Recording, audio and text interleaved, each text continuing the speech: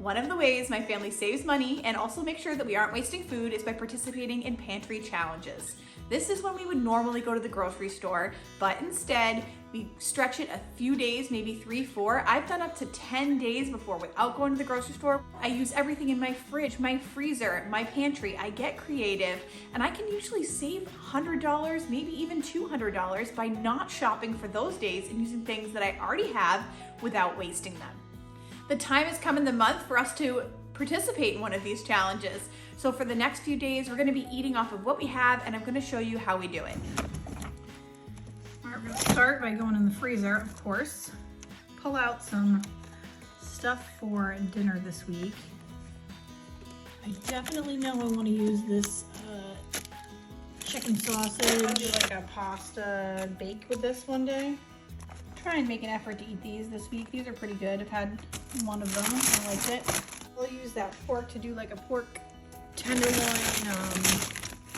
like a pork taco. I definitely want to do like a steak and cheese quesadilla. I don't know if I have to take this out ahead though. This stays in the freezer. So we got back from camping today, and Dan and I just had like protein shakes for dinner because it was a gluttonous weekend, you know what I mean? And, but I do have a couple of hot hamburger buns left from camping. Perfect timing. I always love to like come back from an event or something that I already brought food to, like where I know I have like extra food. And then just like do a pantry challenge right away, just like try and get through everything. I have these chicken patties from the freezer. I love to buy these for the kids, especially for like lunches. They're obviously like a convenience food, but it's super cheap for these. It's like $3.99. And you get a ton of them. So not the best, but it'll do, right? It's something to feed them, especially when in a bind. So right now I'm just tired. I'm gonna make them up some chicken patties, microwave them, put them on the buns, give them a banana or something, maybe an apple. It'll be some sort of fruit, and we'll call it a night. So when I do have a protein shake, this is like eating ice cream. It's amazing. I like to use this Bellway Super Fiber Plant Protein, so you get fiber and protein in it, and it's really delicious. So I just do water or almond milk if I have it, 1 scoop of the Bellway, 2 tablespoons of PB2, and half of a frozen banana. So as I've been tracking my nutrition more, I find that it's very difficult to get the right amount of fiber in my diet, and that's where Bellway comes in. And Bellway has more than just the protein powder. They also have a super fiber and fruit drink that's almost like an orange juice. Like I love to drink it in the morning. And if I'm not feeling any liquids, they have delicious gummies that are almost like a treat or dessert. I truly believe that keeping my gut healthy and making sure I get the right amount of fiber is super important, because the digestive system is kind of like the key to my whole body. It makes sure that my immune system is right, my heart, brain, skin, nails, everything kind of rides on that. Bellway is organic, all natural, vegan, keto, paleo friendly, and gluten-free, if you can believe all that stuff, and it has 0 sugar. I don't like added sugar. Now, these are some of the products that I enjoy, but they also have various bundles on their website at an amazing value. They are sponsoring today's video, so you do get a discount code. If you use my code Maria25, you're going to get 25% off your first order at Bellway. Bellway is also FSA and HSA eligible, which I kind of think is really important. So go ahead and use my code Maria25 to get 25% off your first order today.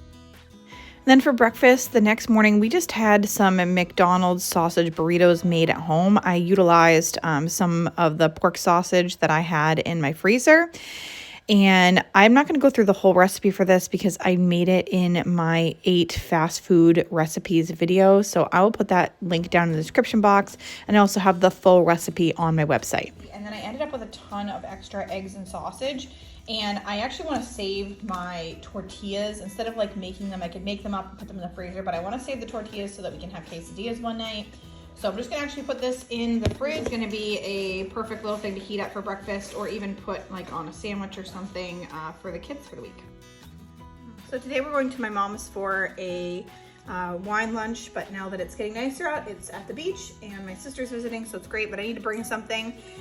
So I'm gonna put together a couple things. We're gonna do a air fried artichoke salad. So I have these artichoke hearts that I had purchased, and I knew how much everyone loves artichoke hearts. So I've put these in the air fryer before and they're absolutely delicious. So I think I'm gonna make up a little salad with those, and I'll show you how to make that. So I've got my 2 cans of artichoke hearts. Mine were not quartered, so I did cut mine up. And then if yours already quartered, you're gonna be all set.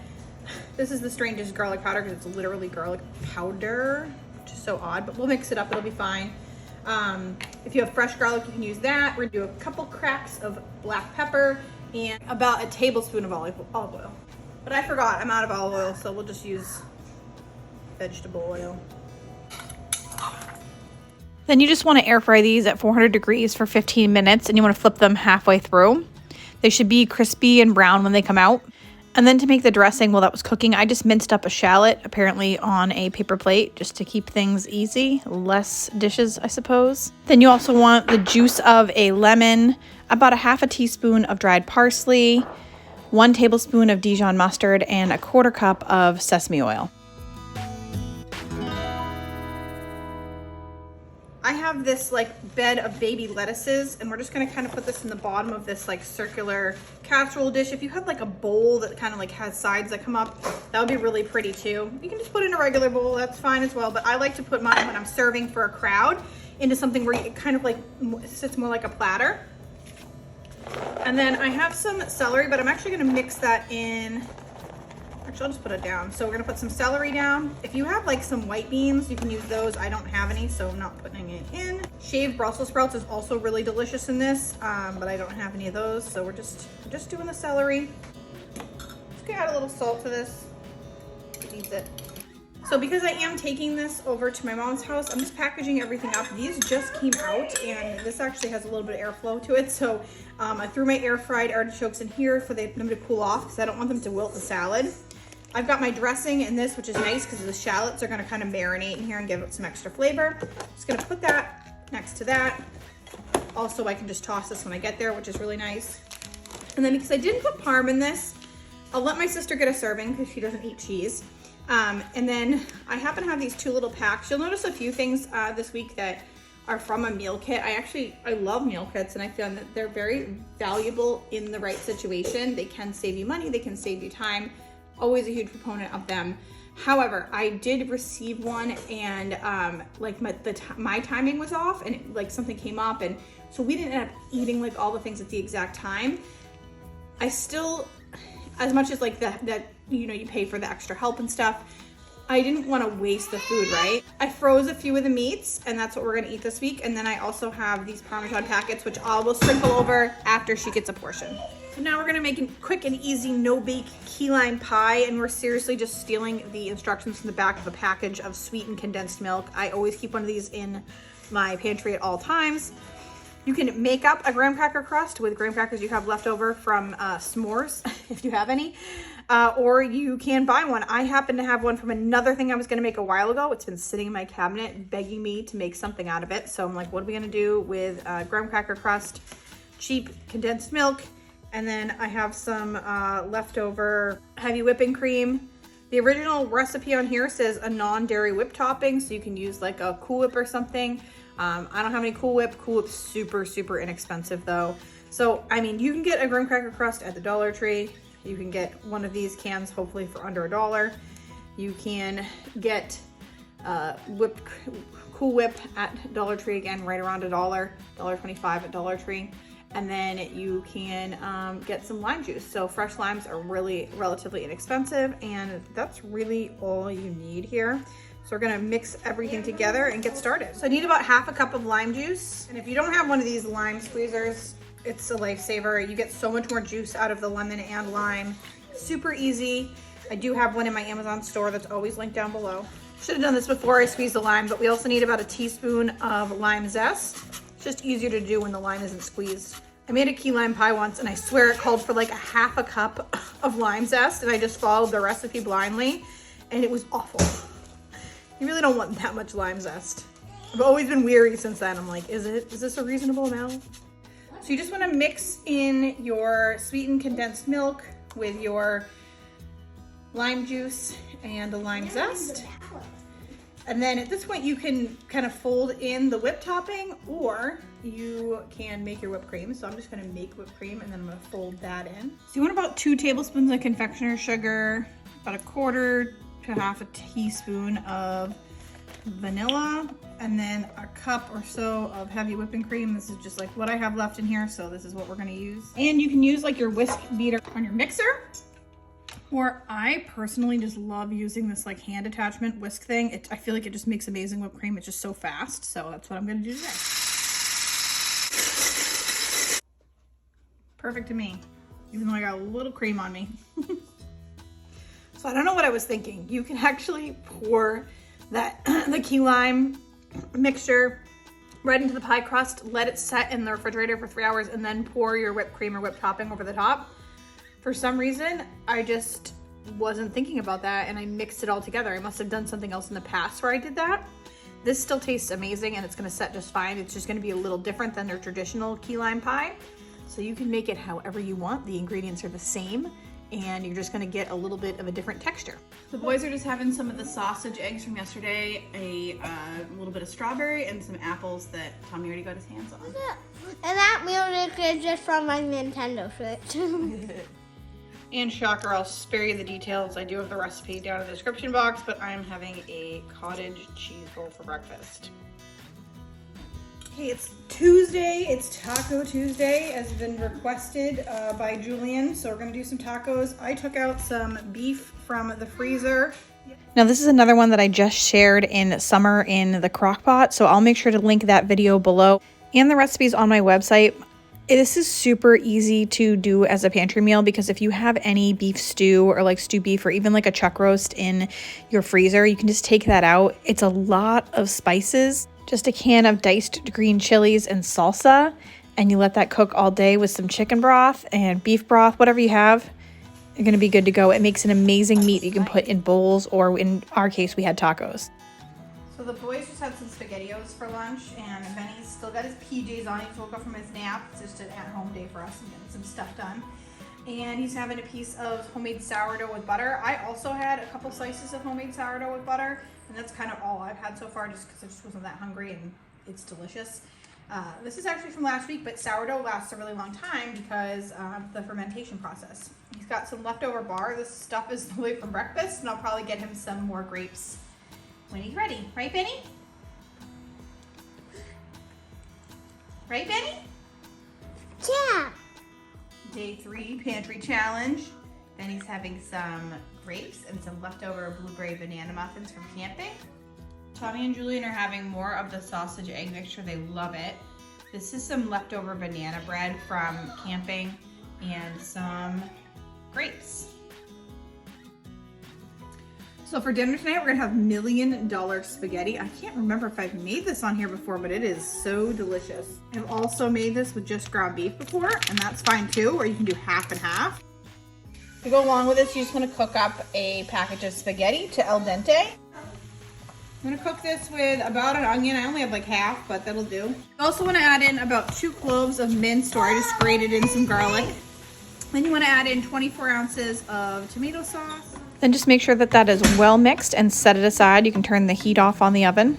So for our like cheesy mixture, we're using a 1/4 cup of sour cream, 8 ounces of softened cream cheese, and about a cup of cottage cheese. You can also use ricotta here if you have it, but I have cottage, so it's perfect. So I almost forgot, we're supposed to put about a 1/2 cup of pasta sauce into the spaghetti. Luckily, I had some left in my fridge from last week. Just about the perfect amount. But usually you should reserve some of that original container. I'm gonna give that a good stir. You wanna put about half the noodles in the bottom of a 13 by 9. My package of pasta was like a, I don't know, gluten-free, blah, blah, blah. And because of that, I ended up having like less because it's not like a full pound, but I'm not worried about that. I'm here for the meat and the cheese. So then you just want to put your cheesy layer, top that with the rest of your spaghetti, and now we're just going to put our meat sauce over the top. I'm just going to cover this up and put it in the refrigerator because it's 8:05 a.m. right now, so it is too early to eat. But when I am ready to put it in the oven, I will take it out about a half hour before I'm ready to cook. I'm gonna sprinkle a bunch of mozzarella cheese over the top of it, probably just like whatever I have left. I don't have that much left in the bag that's open. And cook her up. This is always a fan favorite. It's something that gets requested by my friend group when there's like a potluck and they've taken the recipe from me and served it to their families time and time again. It's just such a winner. My mother-in-law makes it too, so it is all around delicious. My family loves it. Every time I make it, it's always a huge win. Betty, is that good? Oh, didn't we have this one time? Mm-hmm. Call me boring, but it's another cottage cheese bowl for me today. So for breakfast, the boys had the last of the eggs. I just forgot to get it on camera. And Ben and I had some slices of the last slices of homemade sourdough, which encouraged me to get some sourdough starter ready so that we can make sourdough bread. And I know that everyone's been asking for this recipe for a long time, so I'm going to share on here right now, but I will still in the future have a recipe that is how to start from scratch, because if you don't have a starter, you may not be able to get started here. I will also put a link so that you can purchase a starter. You can actually just buy a starter online, which is like 10 times easier than making it, but it does cost money. So if you have flour and water on hand, you can get something started like this. But basically I take 113 grams. I do really recommend having a scale for this. I used to work without a scale and it was much harder. It's so much easier just to have the scale. So love having this. It's not that expensive, and I'll put a link for this. But 113 grams of starter, 113 grams of flour. You want to make sure you have the unbleached flour. It's super important to fermentation process. And then 113 grams of lukewarm water. And I just mix that all together, and you can see I just put it in and it already has a bubble on it. So this is a pretty active starter. I pulled it out of the refrigerator. You can see all the bubbles there. It's probably only gonna take like 4 hours to double, and then we'll get going on an actual couple of loaves of sourdough bread. A good trick for this is also just to put a hair elastic right around it, and that way you'll know where it started and where it ends up. And then I do have my sourdough discard. I'm gonna make some hamburger buns out of this tonight, so stay tuned. And then here I'm just getting started on dinner. I ended up having some tropical pulled pork sandwiches, and that's what I made those rolls for. This is super simple and was just in my summer crock pot video, so I'll make sure to link that video down below for you. I don't want to bore you with the details twice in a month, but it was quite delicious and super easy to put together. I was able to use some pork tenderloin I had in the freezer and just pop that in there all day, and we were ready to go.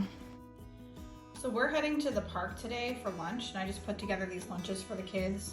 Figured I'd spare you the watching of it. For Julian, we have the leftover banana bread from camping. I keep this from like going moldy by keeping it in the fridge, and it seems to work really well because it's pretty moist already. Sorry, my nails need to be done.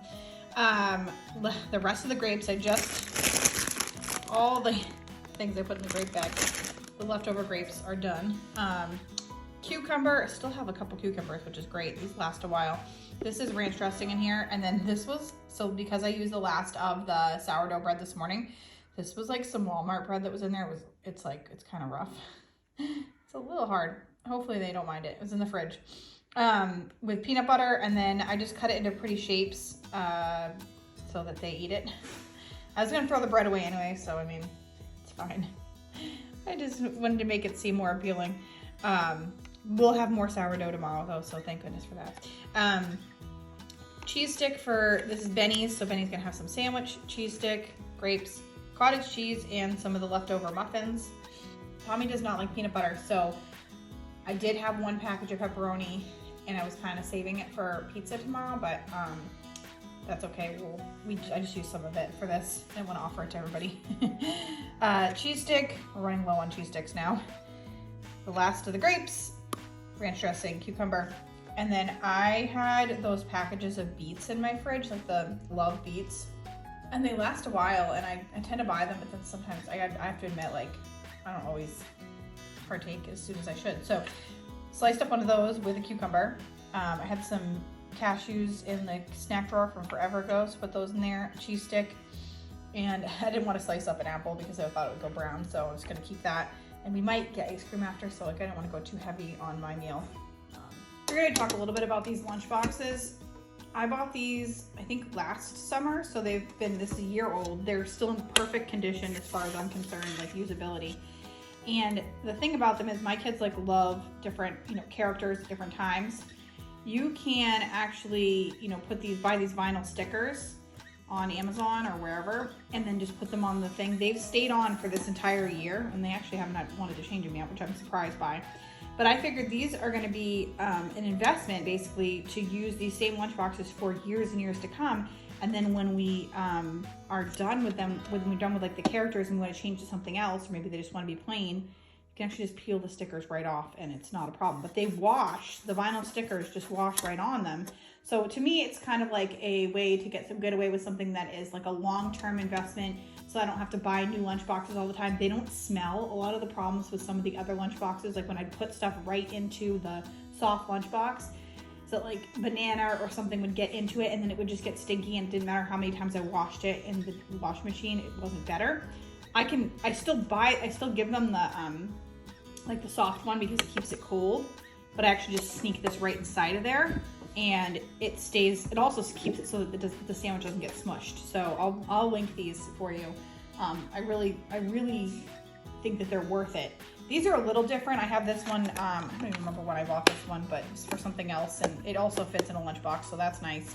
This does not, this is just like a metal thing, so I have to put this in a bigger thing, but I often use this, or like I'll use it for Ben, so it doesn't need to go to school necessarily.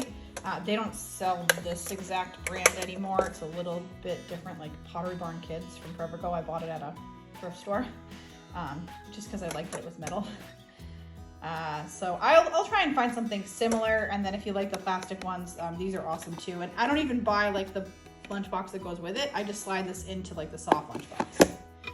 So I just got home, and this has been sitting on warm for a little while, but it's obviously shredding right apart. I tasted it. The flavor is really, really good. I'm gonna shred it up, and I'm gonna make those rolls. So I gotta hurry up on that, and then it'll be good. So I'm getting started on my hamburger rolls. I've got 7 grams of instant yeast here, and I'm working towards 50 grams of sugar. The sugar is kind of what the yeast eats. I've got my mixer and my dough hook here. I have 250 grams of warm milk, and then my 7 grams of yeast and 50 grams of sugar. And we're just going to mix this. So now this is pretty much incorporated. I'm adding 2 egg yolks. This is 100 grams of unfed starter and 10 grams of salt. And 500 grams of bread flour. I like to keep bread flour on hand when I am baking because it is super helpful when it comes to times like this. So not shown here, but you want to add 100 grams of butter, softened, not melted. And in this case, I do measure out that butter on that scale when I'm baking like this. I did forget to add the butter at first, and I just wanted to share that with you because I want to tell you that even when you're baking, sometimes if you make a mistake, you can rectify the situation. So when it's done, you'll notice after 6 to 8 minutes of kneading, mine took about 6, that it will like completely not be sticky, and it will come away from the sides of the bowl. Just going to take this out. So you want to cover this with plastic and set it aside to rise for about an hour. You want it to double, so it depends on the kitchen temperature and everything. I'm gonna kind of put mine in a warmer spot because I want it to hurry up. And then once that dough has doubled, I actually measure how large it is in grams and then divide that by 8 so I can figure out what size the rolls need to be. And I break the big piece up into 8 pieces, and then I shape those buns. And it's actually easier done than said, I guess. You kind of want to pull the edges to the center of the bun underneath and then kind of move it in a circular motion with your hands, and that makes really nice rounded top buns. And then you can evenly put those on a baking sheet. I like to put parchment paper on the bottom of mine and then cover it with plastic wrap and then let them rise again for about 30 minutes. They're kind of be plump up and kind of be ready to bake. And you want to brush each of those buns with just an egg white wash and then sprinkle them with sesame seeds if you have them. Then you want to pop these in the oven for about 22 minutes until golden brown. Wow. Can I say wow? The smell of these is so intoxicating. Look how beautiful they turned out. They actually got so puffy that they got like stuck together, which is I'm not even mad about because that's delicious. So good. So good. Oh, these are gonna be amazing. So excited. I really felt like this was gonna be one of my better batches, and it definitely is. Look at that. These are gonna be so good. So I just made up a quick coleslaw for these and placed that pulled pork right on this bun, and this was phenomenal. And now that my starter is ready, it's time to make my sourdough bread. This takes a couple of days really to make a loaf, so we'll do it over time. But I'm gonna start with 500 grams of unbleached all-purpose flour. I'm gonna put that, you can't see, but this bowl is right on top of my scale and it was all zeroed out. So I'm actually just adding to make sure that I get up to that 500 gram mark. Then you want to add 200 grams of whole wheat flour and then 250 grams of bread flour. So there's 3 different types of flour. This does matter in this recipe. If you don't have it on hand, I can put some other bread recipes down in the description box for you, but this is my favorite way to make what I think is like a perfect sourdough. And then to that, you also want 650 grams of room temperature water. And you're just gonna mix all that together with your hands, and we're gonna let it sit once everything's well incorporated for about 30 minutes. This kind of hydrates the flour. And once the 30 minutes is up, you wanna add in 200 grams of that sourdough starter that is nice and mature and bubbly by now. And then sprinkle salt on top. So we're gonna sprinkle 20 grams of salt right on top of that mixed dough. And then continue to mix the dough for about 5 minutes. And we're bringing everything together, making sure that salt is really, really well incorporated. And once that's done, you're gonna cover that with a damp towel and let it rest for about 30 minutes. And then you wanna do a series of what's called a stretch and fold. So you stretch it really high and then you kind of fold it underneath the other side of the dough. So we're gonna do this probably about like 2 times around. Every 15 minutes, 3 times. So you want to do 3 series of this stretch and fold. And then you want to do the exact same thing. So another series of stretch and folds every 30 minutes. So you stretch it and fold it kind of 3 times around, maybe a little more, whatever feels comfortable. Then you wait 15 minutes. Then you come back and do it again. You do that 3 times. Then you do it every 30 minutes. And then you cover it with a wet towel or plastic wrap and you wait for it to double. So this is usually where I kind of let it sit overnight. So this is the next morning and my dough has definitely doubled, which is awesome. I like to use rice flour when I do this portion because it really helps with making a beautiful pattern on the outside. But if you don't have rice flour, it's not a big deal. You can just use regular flour. Just pour some of that on the bottom of my pastry sheet here. You can see how fluffy that dough is. I'm just gonna take that and break it in half. You wanna try your best to not kind of break some of those bubbles that are in there because those are really special basically to the sourdough. But I just like to use a dough scraper and just kind of break it down the middle.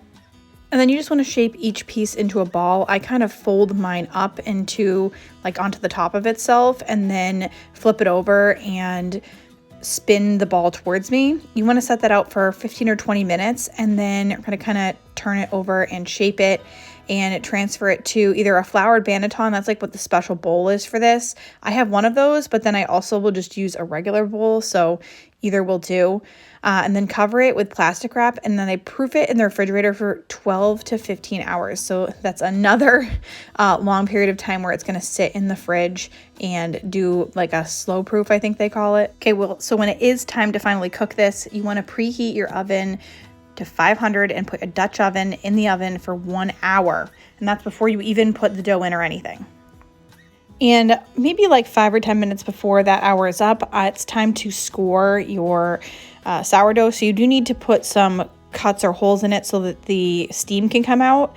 and you can either make it look pretty or you can just put like a big gash in it and that should let it out. I'll show you kind of how I make the ones that you've seen before that are like in a little flower pattern, but you don't have to do it that way. You can do it very easily too. So I just put down some parchment paper and with some rice flour again, and then just cover the dough in the rice flour as well. And this helps it when you're actually kind of putting some lines on it to get started. You can see, but also it's going to make the pattern show up really bright, like brighter when you bake it. I just like to use a baking string, but you could also use a thread to do this. And I'm just going to put lines. I'm going to cross it first, and then I'm going to do it into 1/8, and then I'm actually going to do it into 16ths. And this way everything is super even, and it helps me with where I can kind of put those like marks or gashes in it. Now there are special things to use to put this in, so you can like buy online I don't even know what it's called. Basically it's like an X-Acto knife, but special for bread. I just use an actual blade to do it. Just because just what I have on hand, and I never bought one of the fancy ones. Maybe I would be better off if I did. And you do want to make sure that you get a good cut through almost like the skin of the dough. It doesn't really have skin, but you want to make sure that it pierces all the way through. And I'm just doing 4 lines, and then on the other side 4 lines kind of in the opposite direction. So it's almost looking like a little fern. And I'm going to do this all the way around the bread bowl. I am going to let you watch it. Go ahead and fast forward if you want to, but if you want to see how it's done, I want to make sure that you can see the whole thing. And then you also are going to put a gash right up in the top, right where that top of the line is. And so it's almost like it will end up looking like a flower once it bakes. And you're going to keep repeating this pattern through the entire thing.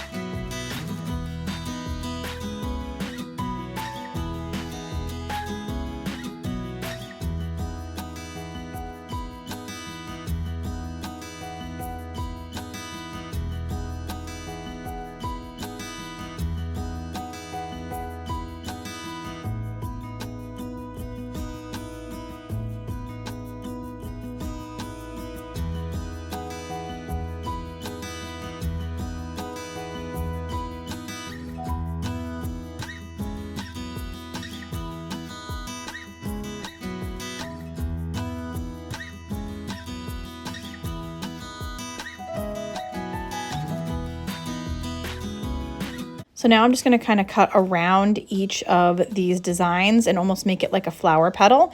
And you'll see kind of when I'm finished this, it really is going to look like as if it is flower petals.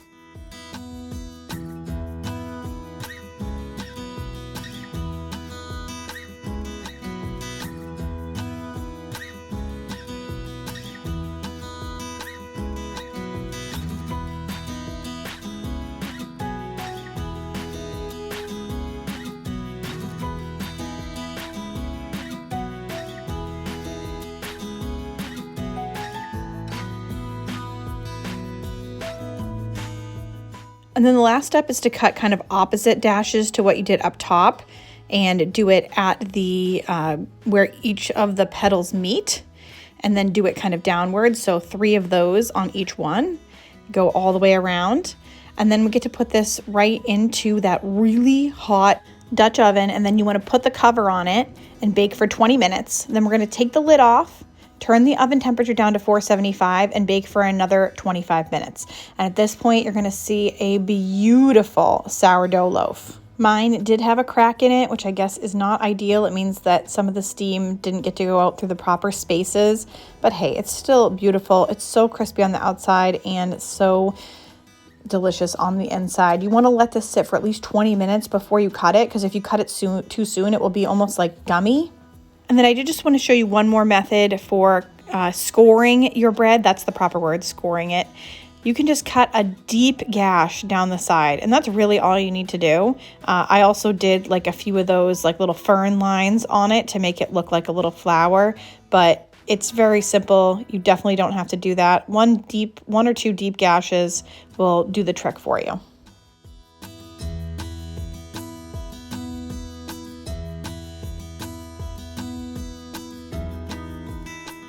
And I'm always grateful that this recipe makes 2 loaves because the first loaf always goes so quick. Everyone gets their hands in there. We love to just have it with butter. I buy unsalted butter, so unsalted butter, and then we sprinkle some Malden sea salt on it, and it's really quite the treat. And you can see how delicious this ended up being. And then the other one came out really well too. I was really surprised at how beautiful it was with that scoring method. So both of them are beautiful in their own way. And that was it for our pantry challenge. I was off to the grocery store the next day, but we still ate really well and saved some money. Click the link in my description box and use the code Maria25 to get 25% off your first order of Bellway. As always, I appreciate you supporting my channel, and make sure the next time you're on YouTube, you're watching Meals with Maria. Days go by.